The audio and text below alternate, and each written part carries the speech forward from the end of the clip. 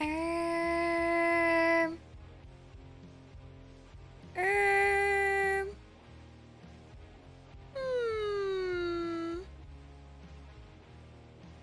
hmm. Happy Valentine's Day! I definitely didn't almost forget about Valentine's Day. I definitely didn't try to go out with my mom today and get lunch at Texas Roadhouse. And then they said it was over an hour wait. And we're like, huh? Why? And they're like, it's Valentine's Day. We were like, bruh. So then we got McDonald's. And then I edited the interview all day. So it's gonna premiere tomorrow. Oh, speaking of, last night I took a journey to a concert and I did an interview and I did pictures. I've posted the pictures already on Twitter. I'll put them on my website probably tomorrow. And the interview is dropping tomorrow at 5 p.m. Eastern. That's like 2 p.m. Pacific or whatever.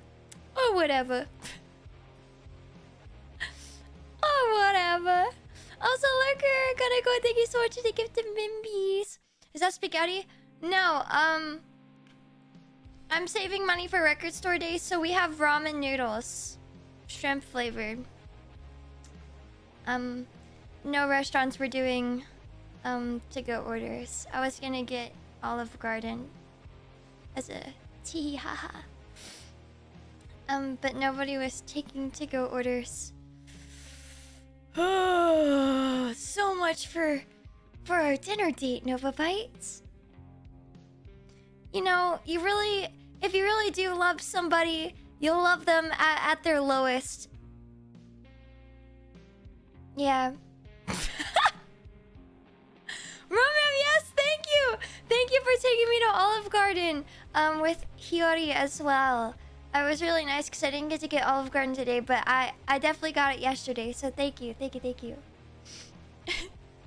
Are you super excited to be photographing shows again? After last night, I definitely think so.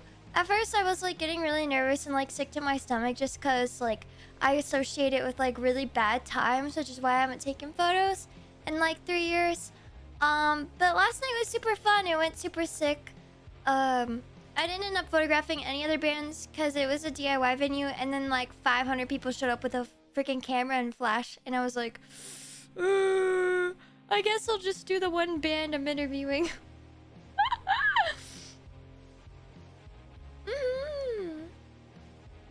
Denny's, be my Valentine. Yeah, I'm your Valentine. Jacob Harvard spaghetti. Whoa. Did you fix your flash? I did get it working last minute. It required like 3 screwdrivers and like me slamming the flash on the ground out of frustration. Shotgun, thank you for the spa. You need the Iron Chef Dad from TikTok to make the ramen gourmet. No, for real. I literally just made this. Ramen.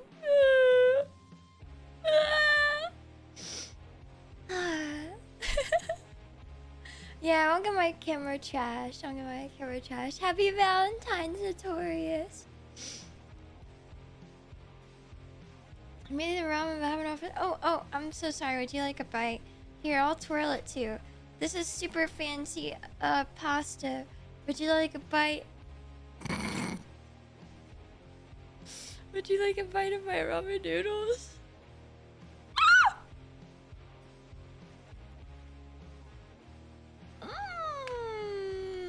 So yummy.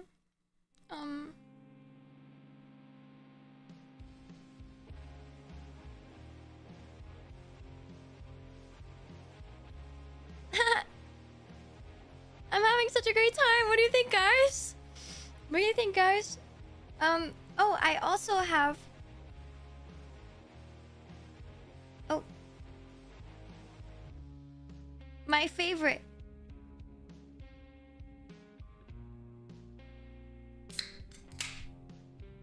Barg Zero, baby. Barg Zero. Oh, Hero, thank you for the rose. I can't be taken seriously. I'm so unserious. Get more Parasocial right now! Right now! Get more Parasocial now! Or don't. That's up to you. I don't really care. I mean, I do care.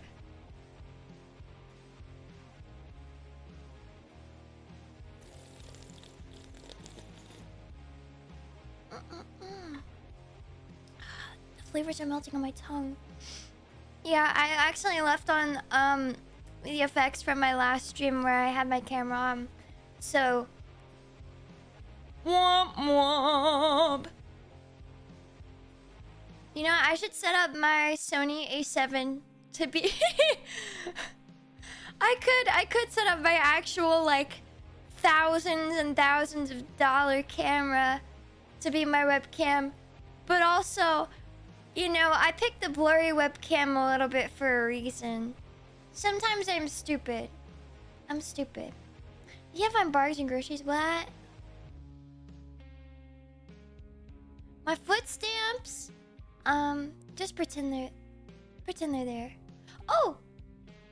Hi, thank you so much for being a bearer for 6 months. 6 months? It's our, oh my gosh, on Valentine's Day, it's our 6-month anniversary.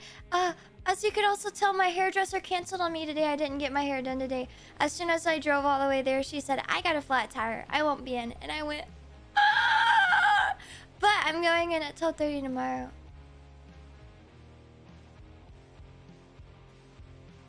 Where are the checkies? I have no idea. I literally don't know. I woke up early too, and I was so tired from last night because I got home super late. But at least I got to edit pictures in the car. That was cool. How's drywall? Drywall's good. Drywall's good. I gotta feed drywall after this. Bo, bo, bo, bo, bo. Hi, Juicebox. I love color grading photos. Me too. Oh, I remembered that a tool exists to take whatchamacallit, Lightroom presets and turn them into cube files so you can import them. You can put them on an adjustment layer in Premiere. That's what I did for the interview. I was like, ah, man. And I was like, wait, I remember this exists. I'm just gonna steal my favorite preset that I made. And then I took my preset that I made and that I literally edited the pictures with last night. I took that preset of what they turned out to be, and I smacked it on my interview, and then I did a little bit of tweaking to make sure lighting was good. But yeah, that's what I did. DaVinci Resolve, I can't bring myself to do it. I have very legal copies of software though. I have very legal copies of software. I definitely give Adobe my money. Adobe definitely gets my money. Also, tentatively, announcement. Beep, beep, beep, beep, beep, beep. It's time to tab back in. Tentative announcement. Tentative announcement. Attention, attention. Everybody. I'm gonna do attendance real quick to make sure you're here for this very important kind of-ish announcement. If you're here, raise your hand. I better see the chat flying. Raise your hand. Raise your hand if you're here to listen to the announcement. Roll call. Roll call. Roll call. Roll call. Focus, thank you so much for being around for 17 months. Hello, Eva. Hope your day's going well. Thank you. I hope yours is too. Oh wow. I need to see more hands though. I need to see more hands though. Hang on, I'll take a bite of ramen. Nope, keep them hands coming. Keep them hands coming. Roll call. Oh my god, look at the freaking chunk. Ew, dude. Sorry. This is nasty. Ew, wait, why is it slimy? Don't take me anywhere.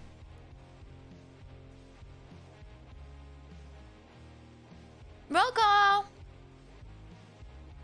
Okay, are you ready? you ready to say, aye, aye, Captain? Aye, aye, Captain! Like SpongeBob. Aye, aye, Captain! I'm gonna take a sip of root beer while you do that.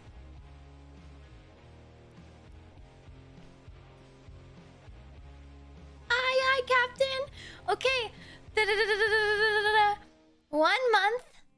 Tentatively, I'm still being ghosted by a very important asset, so I might have to put out an SOS. But tentatively, 1 month today, 2/14, 1 month away from redebut! From redebut, 1 month tentatively, 1 month. March 14th, tentatively, as we get closer, I'll let you know. But tentatively, as things are looking out to be, 3/14. Oh, that's White Day? I didn't know. But that, at the moment, is the re-debut date. I'll confirm it probably a week or two out.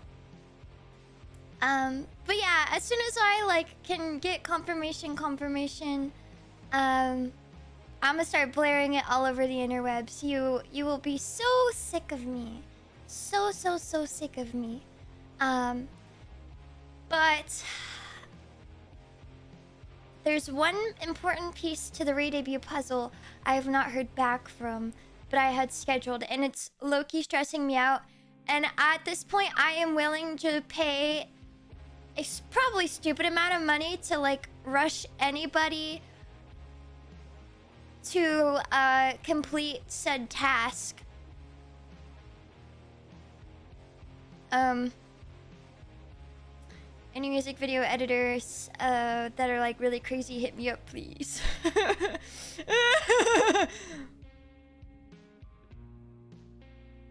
Hit me up, please. It's really important. It's really important. Hit me up, please. Nope. Specifically, people that can animate drawings in After Effects and do cool things, give it scrapbook vibes.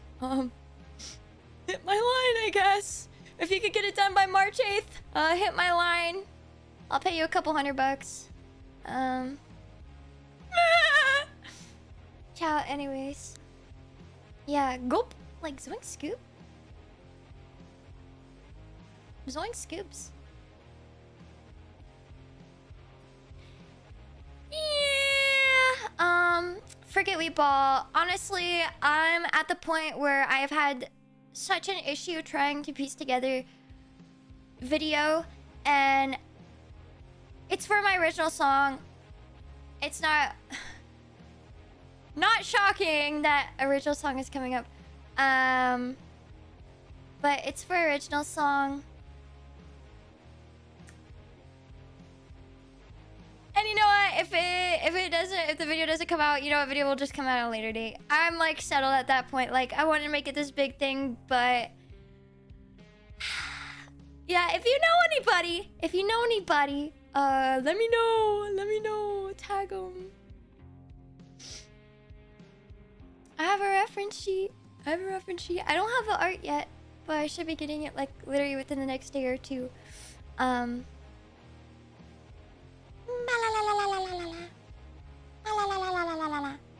But yeah, if you can make things move, if you can make images move a little bit, doesn't have to be nothing crazy, but just move. Maybe the hair sways a little bit.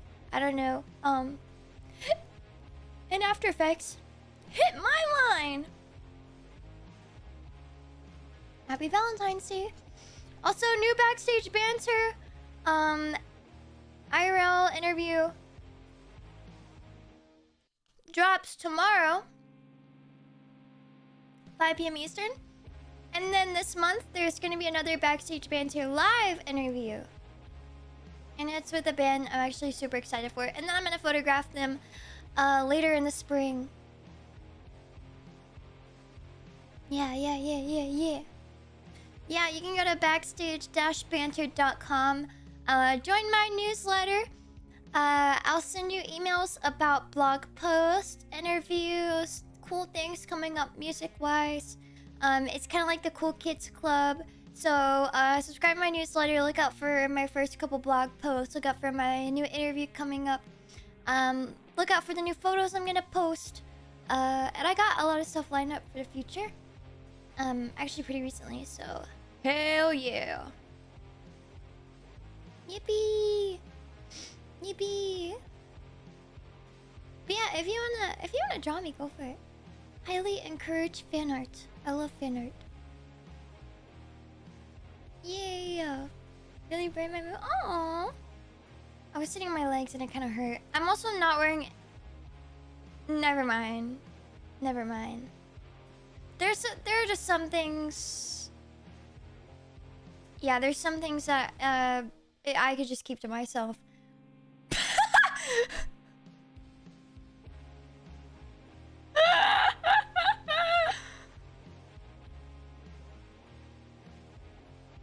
Try like one of those French girls. Oh hell no! Oh. I am not wearing shoes. I'm not wearing shoes. That's right. I am wearing socks. I'm not wearing shoes.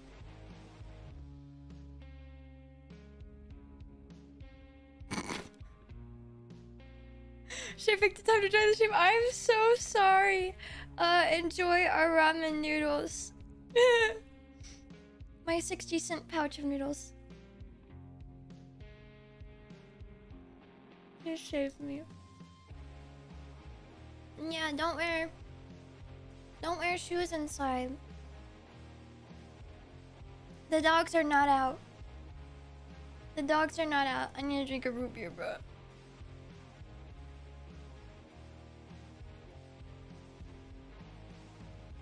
So if I'm drinking root beer, am I breaking edge?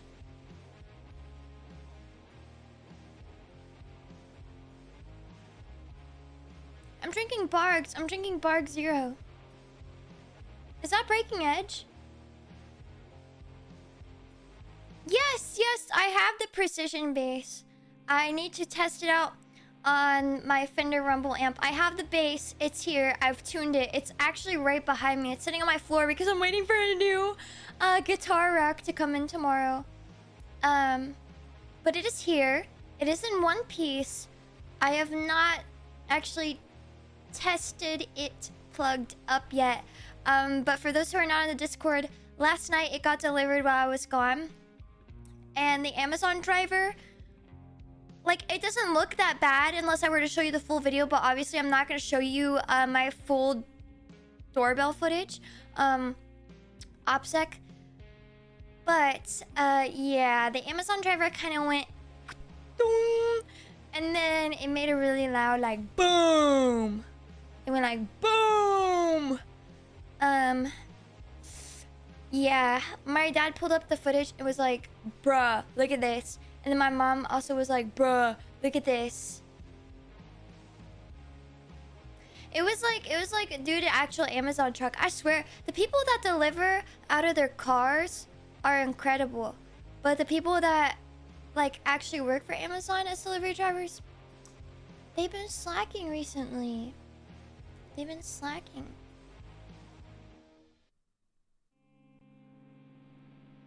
But I do have it. Oh my god, this is such a big bite. Can I do it? I'm gonna do it. Look at this big ass bite.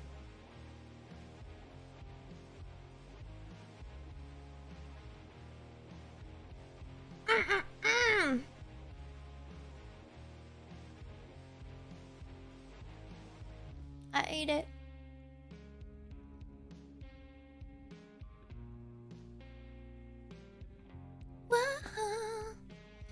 They're underpaid and could care less. I saw family members that work at Amazon. They felt like they were like fairly paid for being like instant hire, and it's like a head empty job. Like Amazon delivery drivers make more than me. Damn, I should be an Amazon delivery driver. Hold up, what am I doing? That's actually sad. That makes me sad. Being a delivery driver is hard work. I... oh my god, my voice. I work seasonal at UPS deliveries. So I understand. I understand delivering packages is hard work. But man, for that money, heck yeah, I'd do it. I'd do it.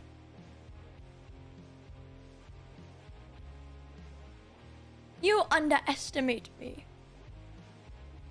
You underestimate me. UPS driver grabbed the wrong package when they delivered it to me. It took 2 hours to get my new base to be proper. Oh, I remember this story. That was a freaking nightmare. Letting drivers use their own vehicles? Oh. Hopefully they pay for their gas. Hopefully they have like mileage compensation. I don't know where. Girls Watcher, thank you for taking the Mimby. Thank you.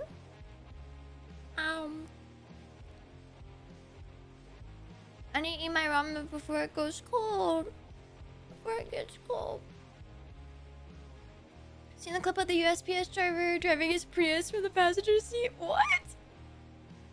Huh? Spent $600 on his base? No, literally. Well, I mean, I cooked this like 30 minutes ago. So it's kind of not really warm anymore. No, I cooked this over 30 minutes ago. It's been sitting here for a while.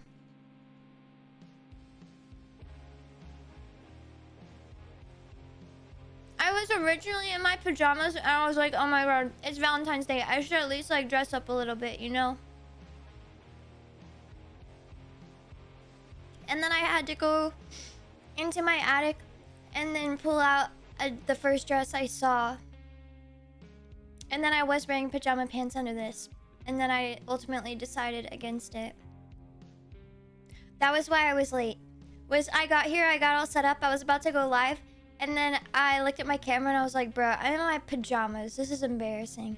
And then I went to go pull out a dress. At least I keep it real though. I was surprised you got a P-base because I already said you're a guest stingray. I'm a guest. Can I tell you it's like not P-base? No, I mean like I would love to have a stingray because stingrays are awesome. But it's like I don't play bass like that. This is for recording. And a precision bass is going to be my most versatile bass to record the type of music I record with. Like getting a good stingray, hella expensive. Pajama pants plus backstage banner sweatshirt combo. Hell yeah! Hell yeah! I need to. I actually have not copped myself my own backstage banter sweatshirt yet. I have the hat.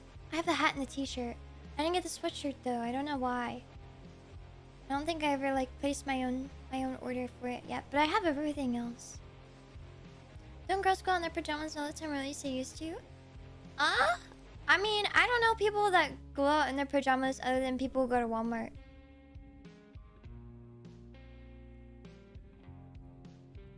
Ooh, whenever I was at my apartment complex, I live really close to a Walmart. And then it was like, because I was working 12 to 8, and then I'd go to Walmart at like 9 p.m. and everybody was in their pajamas. Oh no, I keep dropping it.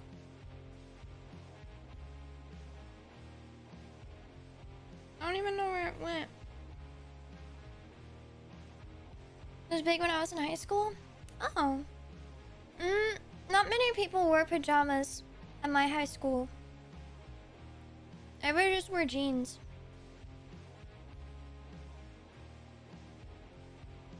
Yeah, stingrays, getting a good stingray is very expensive. And if I were to like commit to being a bass player, then I would have been like, okay, let me cook and let me save up for a stingray. But it was like, okay, I have an EP to record and I'm kind of chopped and old school, and I don't want to have I don't want MIDI bass. I I don't want MIDI bass. I don't want synth bass. I want a real bass. I'm gonna plug it to my bass amp, and then I'm gonna record it old school style.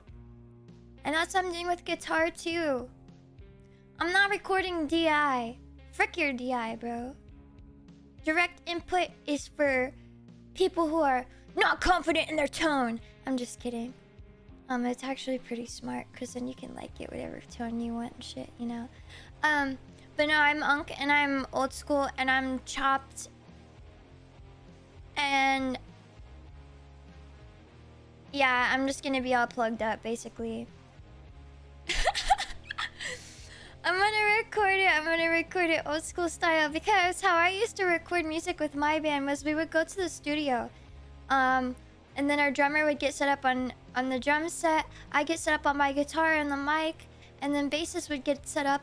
And we recorded the song with a click track as a live band. We probably recorded like the song maybe 10 times. We played through the entire song, and I sang live while like we literally just recorded ourselves live playing the song, and that was the recording. And then we would go on and we'd say fix any pieces that we needed to fix, re-record things, add more guitar layers, add more vocal layers. But that's how we recorded songs.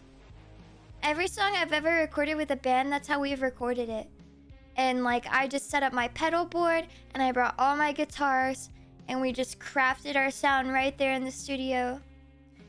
There was also no Melodyne. There was no Melodyne. There was no vocal editing. The only thing you had was like EQ, comp, and reverb. And this is like a real studio too. I don't know if it's intelligent of me to tell you what bands recorded there, but you've heard of bands that have recorded there. And that's how a lot of people record. And they'll go and they'll fix things as they want. That's how a lot of people who go to that studio will record. It's a lot of like really big indie rock bands. Yeah, just people wanting to vibe. That's like, to me, that's like the artistry of also being in a band, is being able to play together. And so having to get your song solid enough to be able to record everything at the same time in the studio is like very important as well. So yeah, I'm Unk. That's what I'm trying to say. Unk in spirit. Yeah, not really Unk, not like actually Unk, but like Unk in spirit.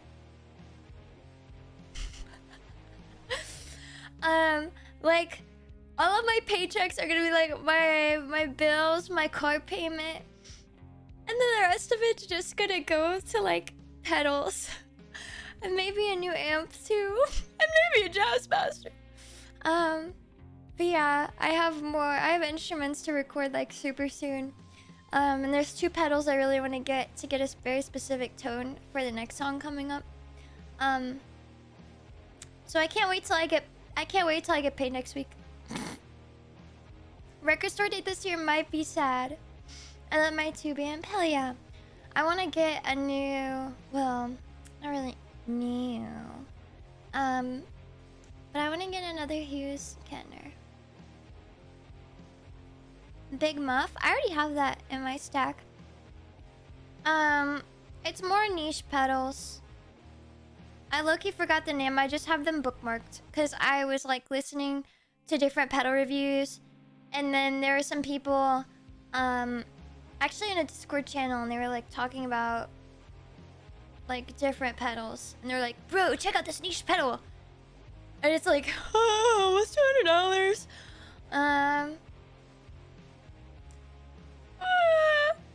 It's crazy. Oh, and then I recently got, because it was funded on Throne, the Keeley Loomer pedal. Oh my god, fuzz and reverb, but it's like just the best. Oh my god, like, it's an expensive ass pedal, so thank you for funding it. Thank you for funding a pedal I would be too scared to buy with my own money. But yeah, there's no way I'd be able to drop that much money on a pedal. But it sounds insane, and I can't wait to use it in a track, and it's gonna be really awesome. It sounds like wicked. It sounds wicked. highly suggest to go watch Keely Loomer pedal reviews, and people play them and like incorporate them in their stack. Yes. Comp and EQ, I feel like are two very commonly missed pedals to add in your stack. Especially if you want to like actually record and you're not recording through direct input. Like, holy shit, please comp and EQ your guitar. If you're not recording DI, hey, you need EQ. You need EQ so bad. Please EQ your guitar.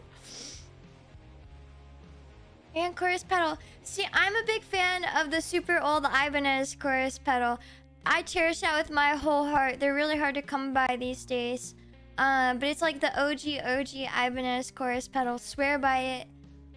I can make an insane sound.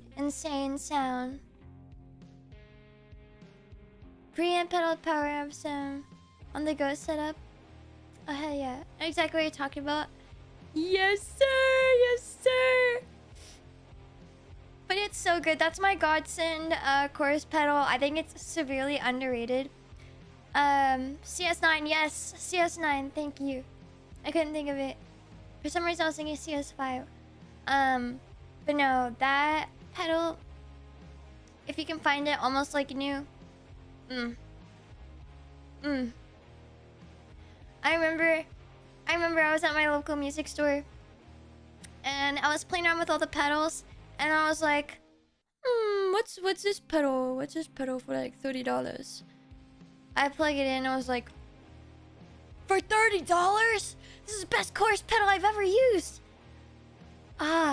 Dude, some of my really old oh my god. Okay, I literally used to take my miniature Blackstar amp that I play on stream with just because it's like small and I can sit it on my desk. I used to just plug my guitar to the chorus pedal, run that pedal into that amp. I have recorded so many demos with only that they're not on SoundCloud anymore, but they used to live on SoundCloud. But yeah, Soundgarden. That pedal is insane. I think more people should use it. I like it better than any of the newer ones Ibanez has come out with.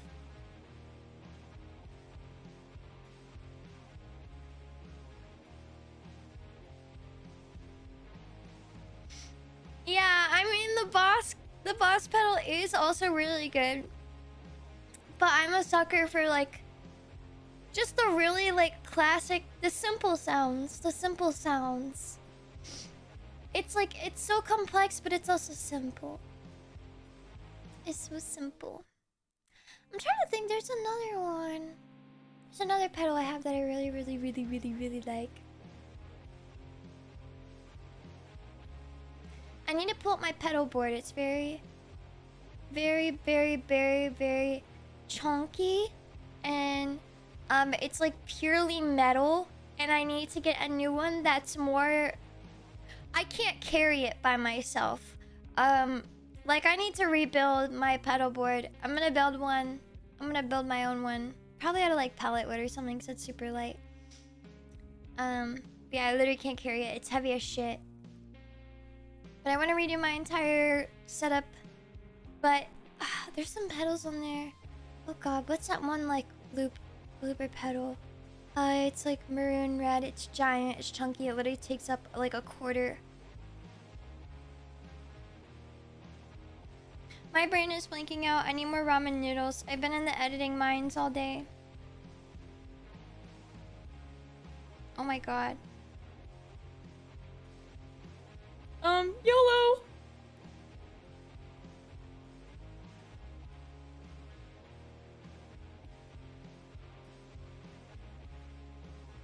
That was too much.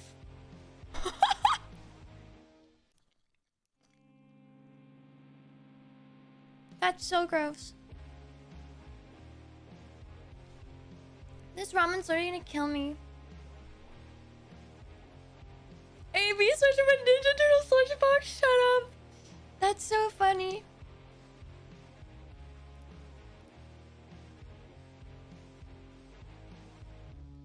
So the AB switch that I have right now, I accidentally stole. I accidentally took it with me. I had one, and then I was practicing in a practice room at a music store, and then I accidentally took the wrong one home. But then whenever I went back the next week, I never saw the one that I owned there, and it was like, well, someone else must have took it. So yeah, I accidentally stole it. So someone has mine and I have somebody else's. But you know what? I guess it's fair game. Yeah.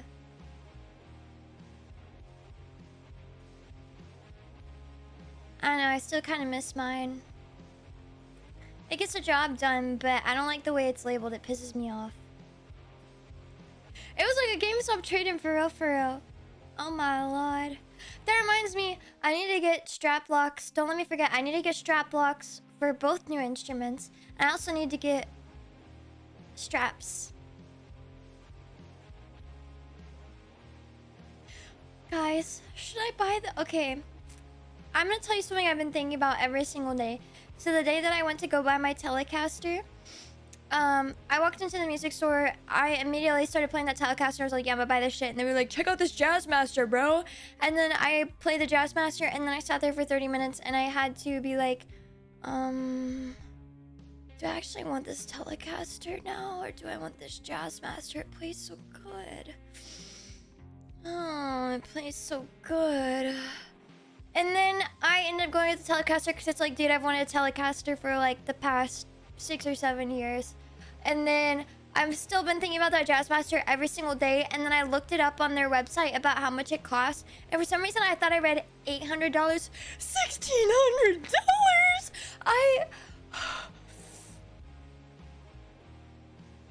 Oh my god, I didn't even do that on purpose. Shut up, shut up, shut up.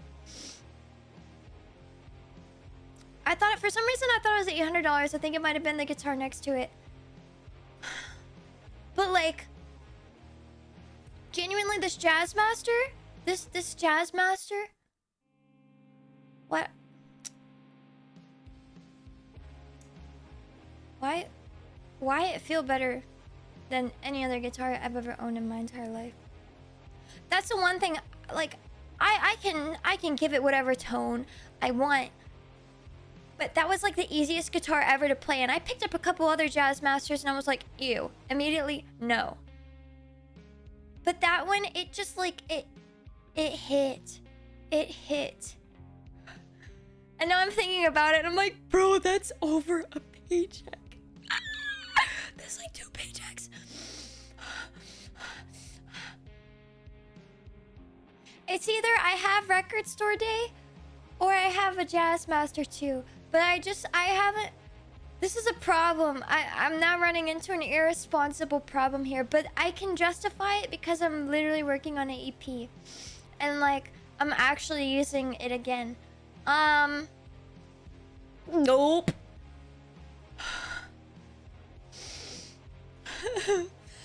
But I haven't...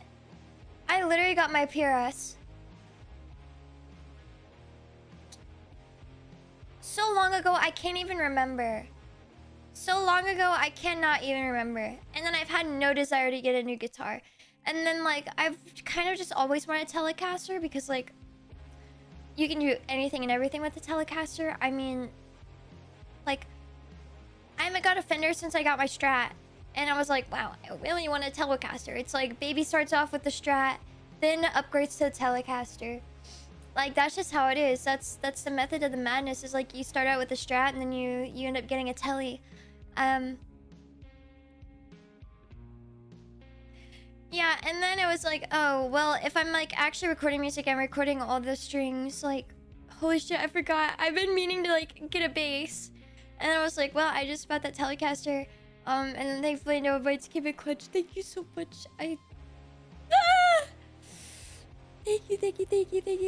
you. The bass plays really well though, by the way. It plays actually really sick. I was scared though. I've never had a guitar. I've never gotten a guitar that I haven't touched before bringing it home. So it was very scary for me. But... And then now I'm like... Okay, well, I need to upgrade my amp. And then I also need to add some new pedals for the sounds. And I'm like, I can't stop thinking about that Jazzmaster.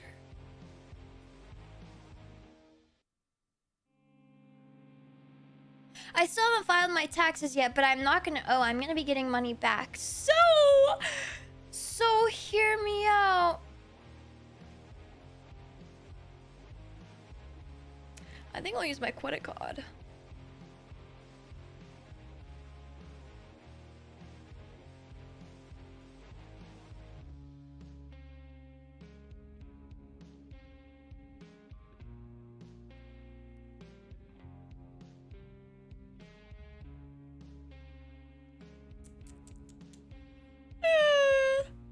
Guys,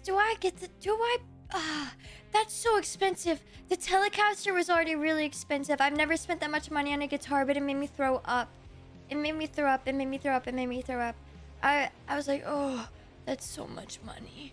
Oh, what the fuck?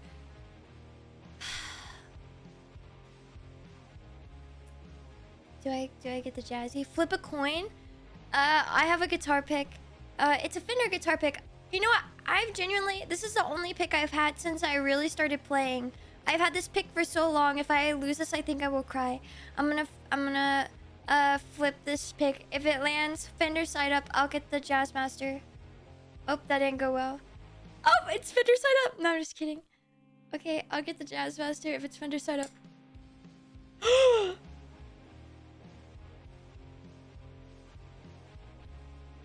Look, I'm not manipulating it.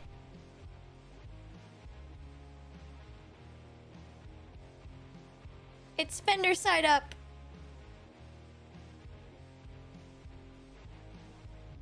Me when I cheat? No, it landed Fender side up, and then I was like, no, I need to like flick it, and then it landed.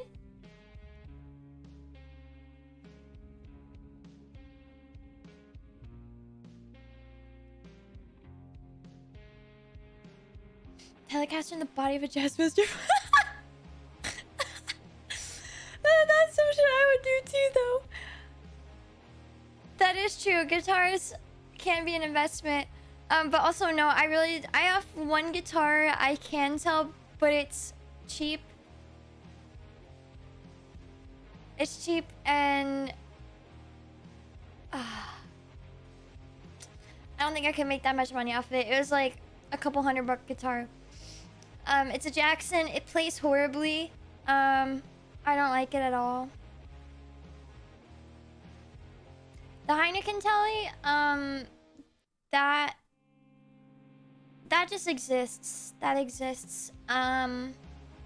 Most, like 4 or 5 of my guitars were like passed down by important people, and it's like I carry the torch of these guitars, and then I have to pass them down whenever I kick the bucket type shit. And then I have my grandfather's I have 2 acoustic guitars. No, 3. One was passed down by a close family friend. The other was passed down by my grandfather, and then the other is my Yamaha Storia. My Yamaha Storia. My Yamaha Storia that I absolutely love.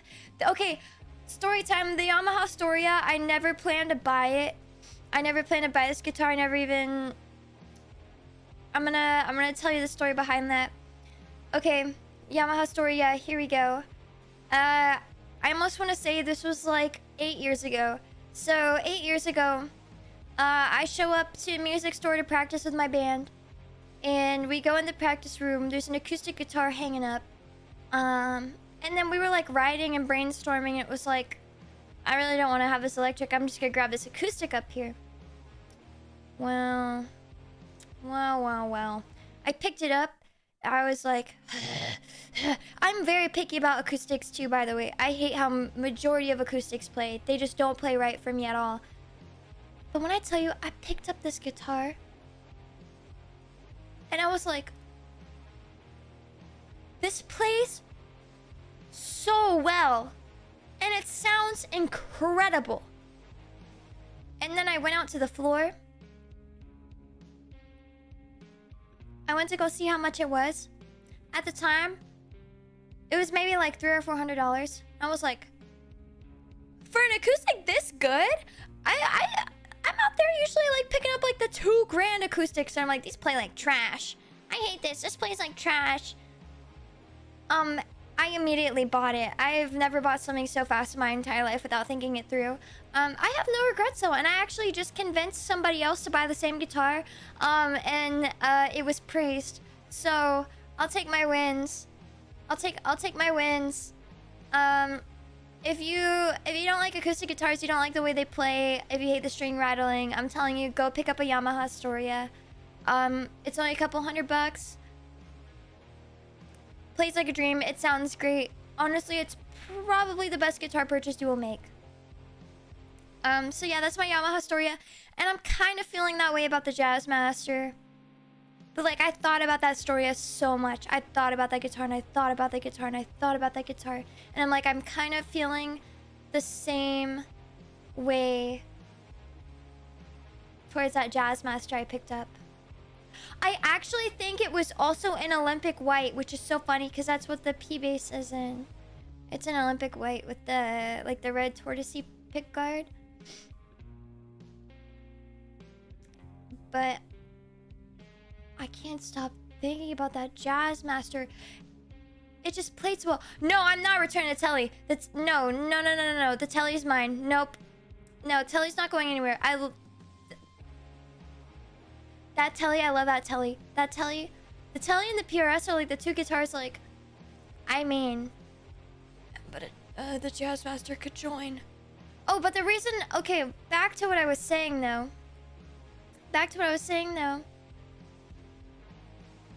Like, I have 3 guitars. 2 of them passed down. 1 I bought. So the first one is more so like a little bit of a cheaper acoustic guitar. It just doesn't play well. It's cheap. It just holds sentiment because it came from somebody close to my family.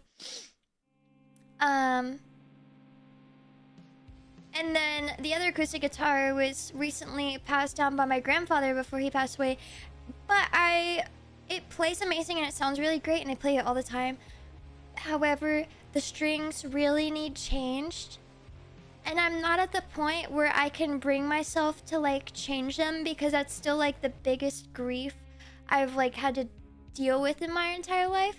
Because like my grandpa was like the one who taught me how to play guitar and like motivated me and like encouraged me to like do music. So he's kind of like my whole reasoning. So I just cannot bring myself to change those strings.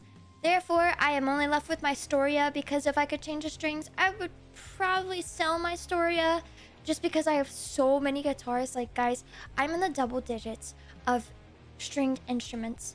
This is like this is a problem. This is a problem. I love the Astoria though, but I would try to condense as much as possible because I don't like hoarding things. Banjo stream when I don't own a banjo. I don't plan on it. Yeah, no.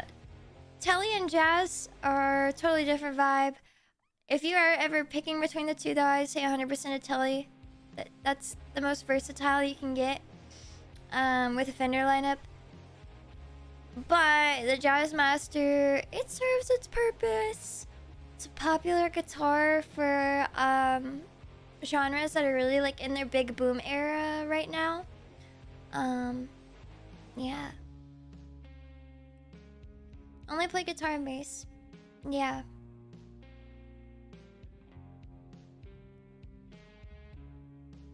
Three big booms. Boom, boom, boom. That's right, that's right. But yeah, I can't stop thinking about the Jazzmaster. I think... they're closed tomorrow. I don't think I'll have time next week to go by, but maybe next weekend? Maybe next weekend I'll go by and I'll play it again. I'll just like pick it up and then I'll really think. I'll go pick it up and I'll think hard about it.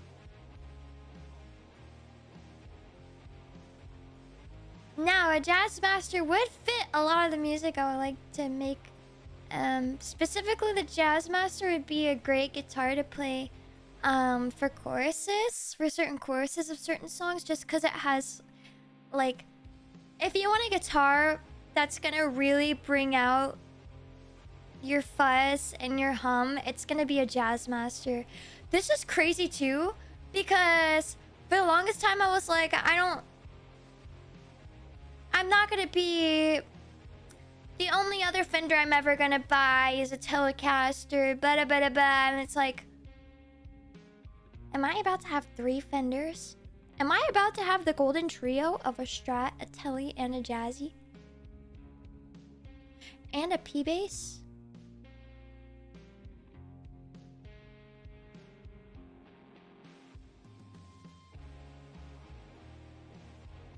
Since when am I becoming a Fender fangirl?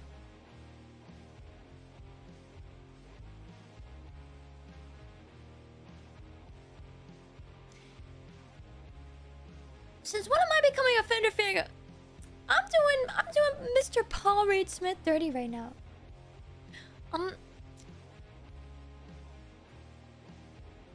PRS, I love you. I really do. But in that trio right there, I'm sorry, Fender unfortunately kind of has you beat. Now, however, if you're like, yeah, I want a Gibson Les Paul, I'd be like, bro, just get a PRS. Also, I hate Gibson guitars, but I have my reason. Oh my god, they're heavy, dude. I'm like 5 foot, like 90 something, sub 100 pounds. I can't stand up with a Gibson on my shoulder.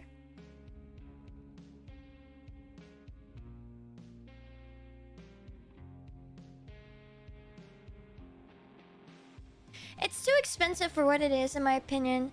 I mean, Gibsons are objectively good. So many artists play them. But I think now, especially now, because we have all these smaller guitar brands too. I just don't see anybody really buying a Gibson. Yeah, I don't really just see buying a Gibson anymore. I wanted a Gibson Les Paul forever because, you know, whenever I started playing guitar, I obviously like got very inspired by Green Day because I was a freaking baby. So I was like, oh my god, they all play, let's pause. And then I ended up getting a Stratocaster as my first electric guitar because I was like, I want Billy Joe Armstrong's Strat. I want Billy Joe Armstrong's light blue Strat. What was the one that I got? Sparkly red. Because I went in there, I went to the music store, I picked up a bunch of guitars, and I was like, this the one. This the one. And I was like, I hate this red color. I remember I hated the red color at the time, but I knew it would be smart to pick one that plays the best and sounds the best. That'd be my smartest move. It's not about looks, it's about feel and play. And you know what? I gotta give myself a pat on the back because I was literally like single digit age making that decision and coming to terms that like, yeah, this is an investment and I'm gonna need to make a smart decision. Franca, you're a fanboy. Oh my gosh. I remember Franca Euro. Was it 2016 or 2017? He did like a solo tour. And it was really cool. He gave me words of encouragement, so yeah.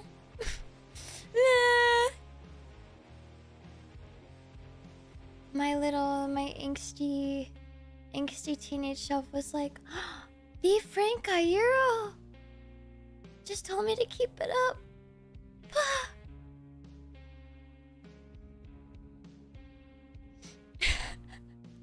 I was such a fangirl. It was so awesome. A lot of people in my life have told me to keep it going, and I keep my promises. So I keep her going despite how unmotivated I get at times. But no, I love music. I love the scene. I feel like it's very obvious my entire life revolves around music. I don't do anything other than music. I can't actually get any other hobbies I can commit to because it just gets outrun by music. Scale 1 to 10, how angsty were you? To be honest, I really wasn't like that angsty. I don't know if I could put it on a scale though.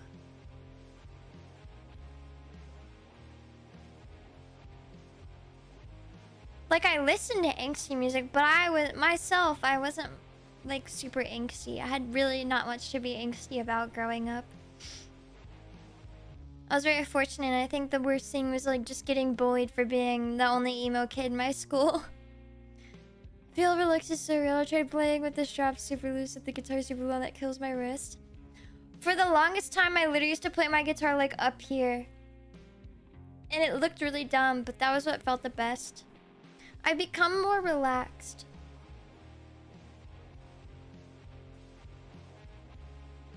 Yeah, I don't want to fight with a guitar when I'm playing it. Wait, you don't really vibe with tellies? Try it in Nashville. The ones that I've all picked up have played pretty well. I actually myself, I do like the Strat pickup. I know a lot of people are very opinionated about it, but it just, you can do so much more with it, in my opinion. And I think it sounds super great, and I think it plays great. Kept digging into my ribcage. Ooh, yeah, that one's no fun. My main problem now is usually just my shoulder hurts, but also I'm small and light. I'm small and light.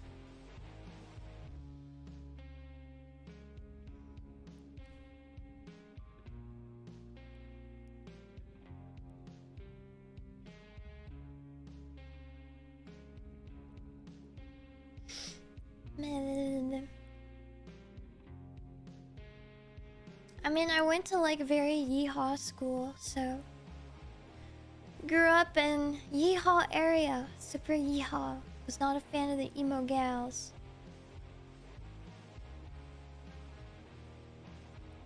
Juicebox, you can recreate that sound of a middle pickup. You can recreate that tone. I think you should try one out. You should try one out.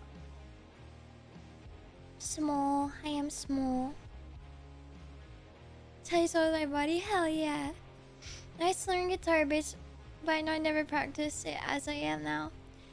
Yeah, it's definitely a commitment. Practice does make perfect. I personally am not that great of a guitar player. For comparatively like how long I've actually been playing. You would expect, like, if I've said I've played guitar my entire life, and that's like at minimum 15 plus years, you would expect me to be able to do anything and everything, but I just don't keep it up. I was on spurts.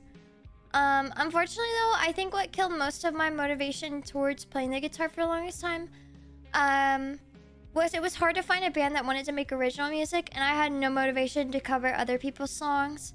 I don't like learning other people's songs. I don't like, unless I'm getting like some random lick of motivation, I don't like to play cover songs because I had to play cover songs for like 10 years as a band, and it felt like it held me back a lot. And that's why I don't learn different songs on guitar, and I like kind of only stick to making my own. I'm tired of playing other people's music. That's why it's really hard for me to find the motivation to record vocal covers, to record guitar covers, to do covers in general, because I had yearned for making my own music for the longest time ever, and I never got to until you know, a handful of years ago. finally convinced peeps to get in the studio. And then it all eventually just kind of crumbled away. And so I've been like dying to make music I envision and I create, and I want to put it out to the world so badly. And I've been trying to get to that point for like genuinely so long, and I really didn't care if I released it as myself with a band, as something else. Very grateful to actually be working on my first like solo EP as like a human being. Not even just like Ananova, just like as a human being, because I never got to achieve that. I could never get to that point. I kept having things that held me back. So yeah, this is where it ends up. It ends up being shared with you guys. So I'm releasing all music under Eva. And I even picked back up all my photography, videography stuff, scene stuff that I did prior towards being Eva. You know, I'm now incorporating that in being Eva. Cause like Backstage banter, that was totally something else before. I mean, I won't say because I'm not gonna dox myself for OPSEC, but like what you're seeing with Backstage banter, I've done before, and that's what I did before being Eva. And it took a long time to be Eva, and then I had to jump through a lot of hardships and deal with a lot of things before I could get to a point where I could really start creating what I want. And so being at that point, and it's like literally a month away, is like crazy. No, hell yeah, if you're feeling inspired, and like if you know, if I start writing stuff on stream, or I like start sending stuff and you're like, dude, this has inspired me, I'm gonna write something, please write something. I mean, that's like cool as shit. You're exercising and you're finding motivation, and like that's sick as hell. Like, please, if you want to cover my songs, any part of it, please. If you want to remake or genre swap any of my songs, please do. If you, like, do anything with my music. Obviously, just don't like steal my song and then say it's yours. But like, if it inspires you to create something, hell yeah. Like, how do you think I got to where I am? Let's be real. You know, I had to be inspired by something, and I get inspired by different people's sounds, and I'm like, they're influencing the music that I create. So if I can influence the music you create, that's like actually the coolest thing ever. That's like actually like really cool. And like, I never thought anybody would listen to my music, and I'm actually so excited. My mom, we were in TJ Maxx today. She was doing a return, and she was like, I can't wait until you actually like release the song that you showed me, which is a song I'm gonna drop next month. And she was like, she said word for word, your viewers are gonna go, holy shit. Lavon, thank you so much for becoming a member. Welcome. I'm very excited. The song I'm gonna be releasing,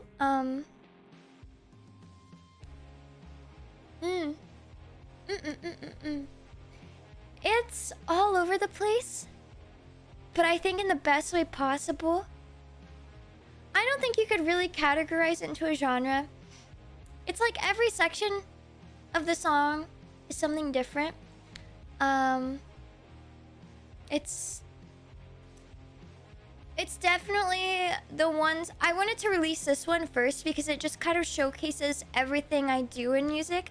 I was like, I want this song to be everywhere, but in a structured way, and I want people to raise eyebrows and feel like they need to re-listen to it, and I want it to be something I can be proud of, but I also want it to mean something to me.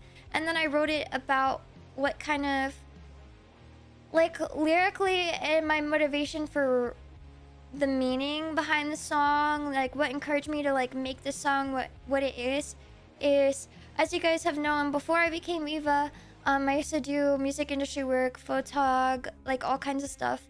I had a really bad experience with a band. It kind of killed my entire vibe. I wanted absolutely nothing to do with music, and it sucked really bad. And like last night I was like shaking and I felt sick to my stomach because that was the first time I had shot a show in several years. But after I shot the show, I was like, wow, this was like an entirely new chapter. And it's like, I feel so much better. And it's like, I can hone into my craft. And that's kind of like what the song is about. So I'm excited to share it. It was kind of like, I want to write about the thing that killed my vibe. The thing that made me lose all motivation and felt like I should just give up. And I'm gonna talk about that with my comeback. It's like my comeback into everything. And it's like, that's what I'm gonna talk about. Whatever killed my vibe back then revived my vibe now.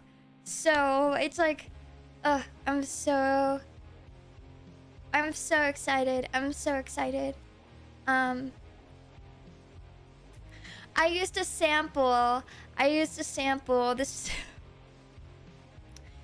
Okay, guys, am I evil for putting somebody else's voicemail in my song? Is that mean?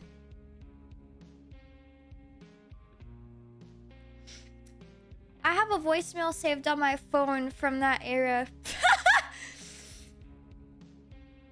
It was just like really bad. It was like, oh my god, I just want to quit this industry, frick it.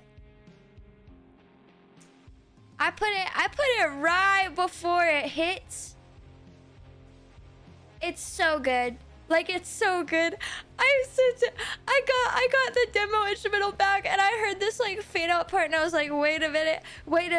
I scroll all the way down on my phone. I screen record it. I'm like, okay, MP4 to MP3, and then I smack it on top of it in Reaper and I'm like, this is perfect.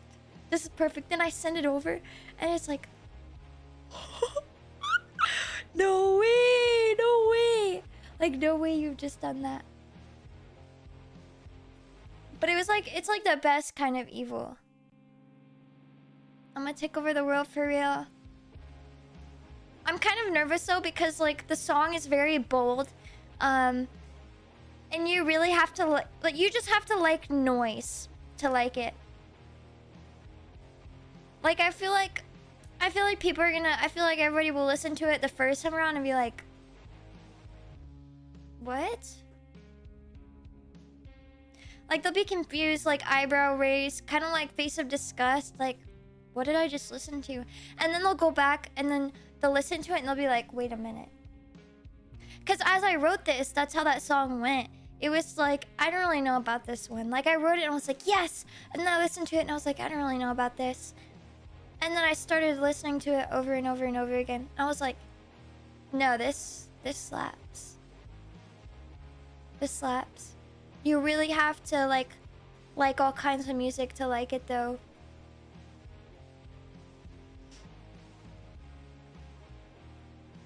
It's wild. It's a wild one.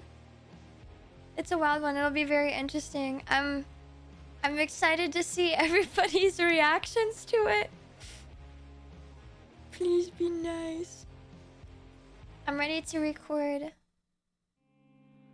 I'm ready to record my next one though. My next one is a song I've had in the vault that I've been writing for 5 years. Yippee!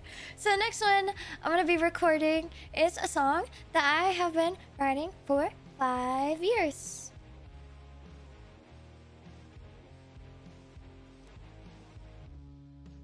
And it's gonna come to life. That's freaking insane. That's so insane. Gotta go. Thank you so much for being a member for 19 months. Can't wait for my debut and song release. Yippee! I'm so excited. I'm so excited. I'm so excited. Thank you. Going on for 10 years RP. Oh my gosh. This is your motivation. This is your sign now to finish it.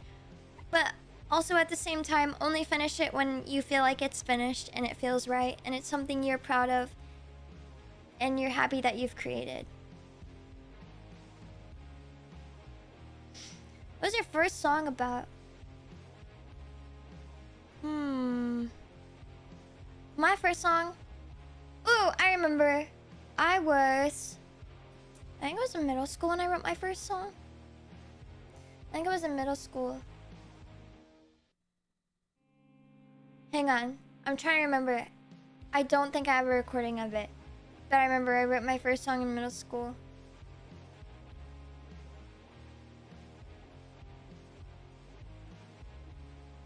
It was definitely like the theme of it was like how much I hate school.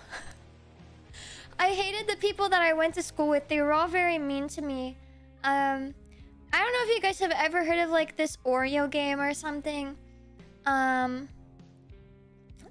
in my school, there was this game called Oreo, and I didn't know what it was because I was a freaking outcast.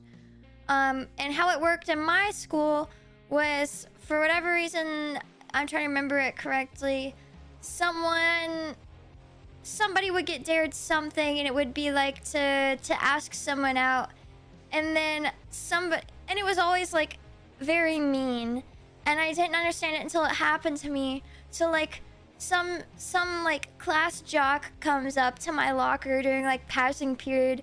Mind you, we're like 12, and he's like, "Will you go out with me?" And then the friend, like all his friends are in the back, they start giggling, and he's like, "Just kidding, ugly bitch," and then like runs away, and I was like, oh, like I've never talked to you, but like what the fuck. And then it was like if they did it, then they'd pick the next person, and then they would have to like dare someone. It was like a stupid like leapfrog type of game in middle school, and I was like, so I just like wrote a song about how much I hate school and I hate the people that I went to school with. But then I remember, it was 7th grade. It was 7th grade. So one of my best friends at the time, I haven't seen her in forever, but like, you know, we still like comment on each other's stuff. She just lives far away now. She's always been a real one. She's never been judgmental. She's always had my back. Shout out to her. I love her. Queen. But she had to get surgery on her leg, and she was in a wheelchair. My middle school had 2 stories, and so I had to take her through the elevator. And then we left. So I had all the same classes as her. So I was like, I helped her get around to all of her classes, and we'd always go to the next class 5 minutes early.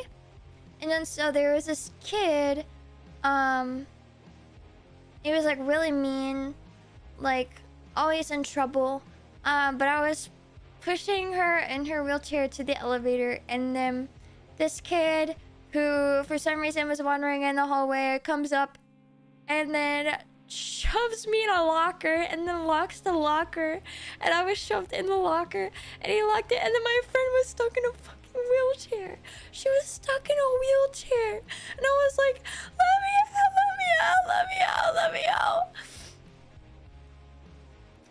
Yeah, that kid was always getting in trouble, but it was like, damn. My school was so mean, dude. Like, actually, I wanted out of there so bad.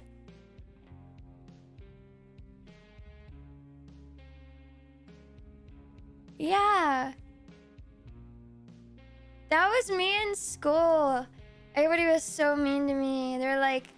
Because, I mean, I went to school in, like, a super redneck area. Like super country, super redneck. Everybody's like, yeehaw. And so I was like the only emo kid there, and they were like, ew, and they were like calling me slurs and stuff. And everybody was so mean. Everybody was so mean. Do you break his face? No, I was like goody two shoes. I was literally goody two shoes. There was somebody who also that I went to school with. They had a library book. They planted like a sewer slide note in the library book and left it out in the hallway, but then like wrote my name all over it like it was mine. And then I got called to the principal's office. Like I got like literally the principal and like 2 other like faculty members walked in my math class. I will never forget this. And they were like, Eva, we need you to come here. Was this your library book? And I was like, no. And then they like grabbed me, and then they took me down, and they're like, we're gonna have to call your parents about this. I was like, about what? And I even was like, that's not even my, like, we have the technology, like people scan, like if you scan the library book, it pulls up which student checked it out. Scan the book, and they never scanned the book. I figured out who the book belonged to because I took it back to the librarian myself. I had to go snatch it from the office, and I took it back to the librarian myself. And then I figured out who it was scanned under, but I was like, you couldn't even check? Like, what? You couldn't even check? I should get like framed for this. Now my parents think I'm suicidal. My school thinks I'm suicidal. Now I'm placed on a watch. All my teachers are pulling me aside like, are you okay? And I'm like, yes, I'm fine. Like, what? I just hate kids because they're mean, but like, I'm fine. Like, my home life is like, bro, my home life is amazing. Thank you. But like, dude, I've just been framed. Like, I've just been framed, bro.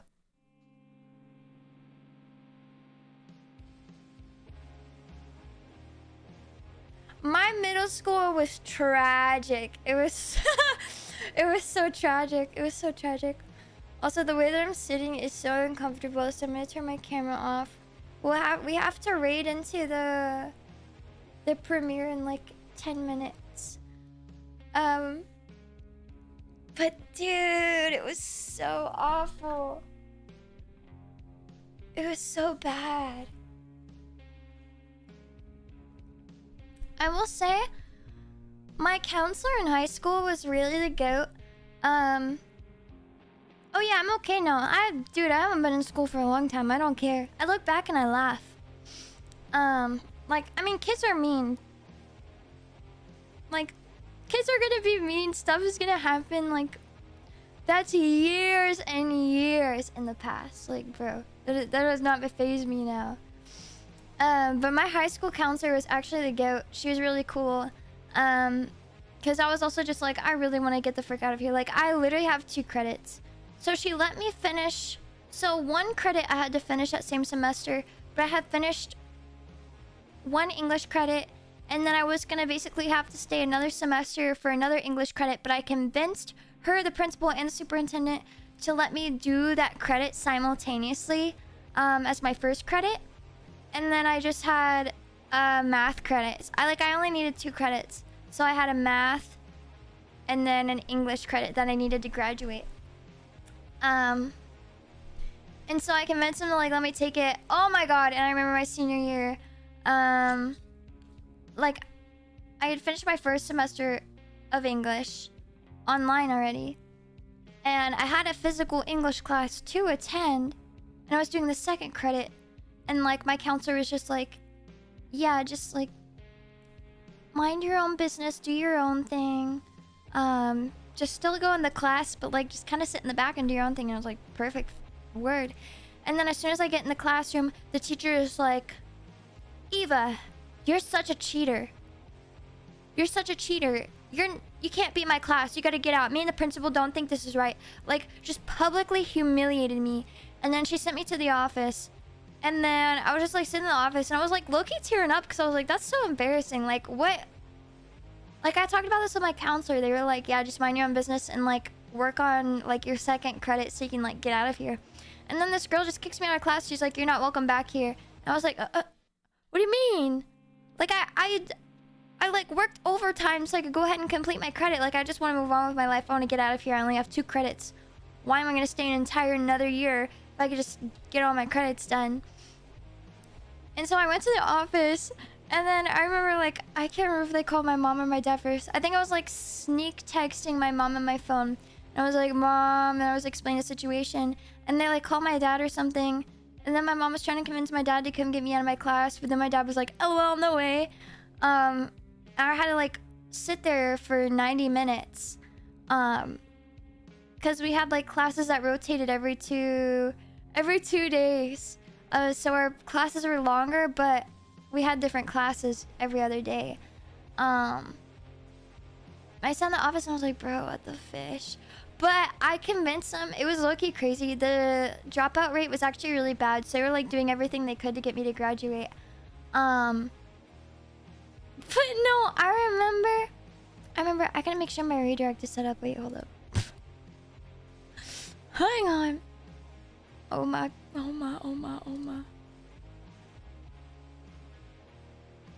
Oh, my redirect is not set up. It's okay, it's set up now. But I convinced him to let me go to school every other day for only half a day. So I only had to go to school. I had every other day off of school my senior year.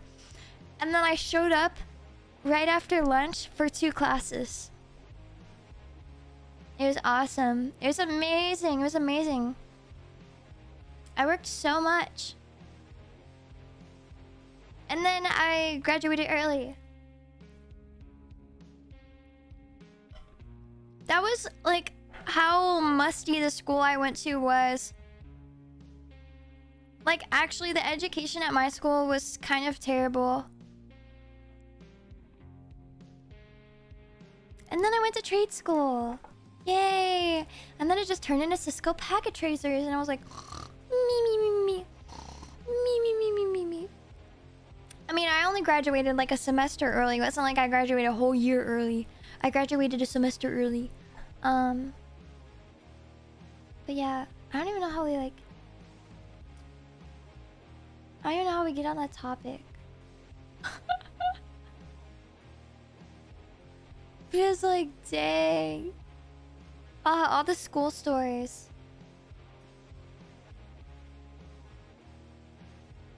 2 weeks where I was walking on a fractured foot. I didn't even know. What the heck? Because it's something you want to... Oh, real! We got on the topic of what the first song I wrote was about, and it was about how much I hated school, and then we started talking about school. That's right. That's right. Thank you for backtracking. I literally forgot how we got here.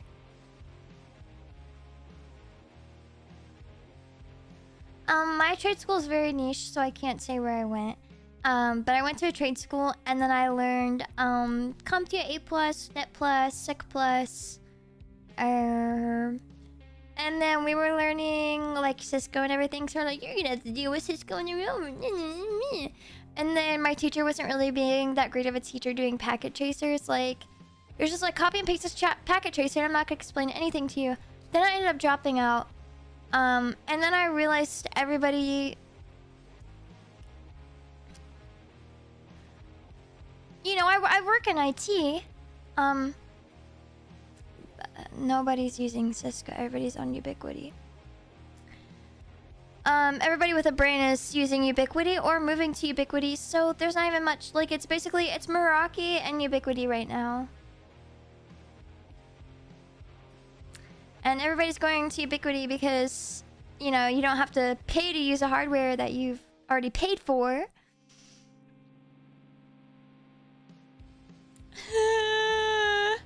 Yeah, it's like, wow, you're like $10,000 Cisco Meraki equipment. Woohoo! Now you have to pay $3,000 to license it for a year. Tee. Oh no, your renewal's coming up. Wow, you've spent like 30 grand on your networking equipment that like isn't really that great. Oh my god, you could just buy UDM Pro for a band and then wow. Wow, you don't have to like wow, wow, wow, wow, wow. Oh my god, wow. You know?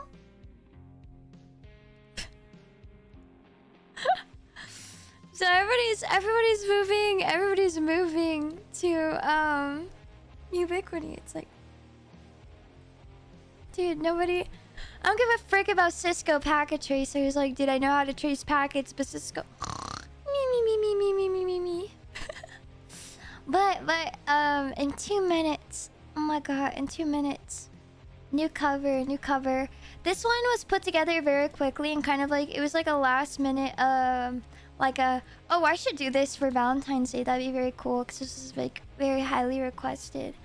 And then I wanted to change it up a little bit. And then funny enough, Mamu, the person who did the instrumental and mix, like emailed me and was like, do you need a jazz arrangement? I was like, actually, yeah, I do. I do need a jazz arrangement. And